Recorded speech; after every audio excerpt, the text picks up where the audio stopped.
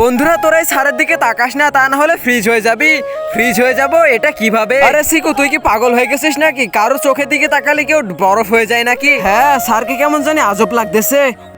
ওইসব ছাড়ো, আমার চোখের দিকে তাকাও, আমি তোমাদের গিফট দিব। বন্ধুরা তোরা স্যারের চোখের দিকে তাকাস না, স্যার যতই লোভ দেখা কেন, স্যারের চোখের দিকে তাকালে কিন্তু বরফ হয়ে যাবি। আরে সিকু তুই তো পাগল হয়ে গেছিস। স্যার আমার গিফট চাই।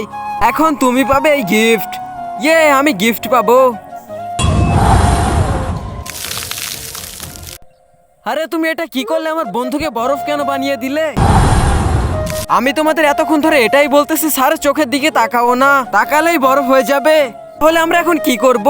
বেটা চিকু আমি তোমার বাবা, চলো বাড়িতে যাবে, আসো। চিকু স্যারের দিকে তাকাস না পাপা।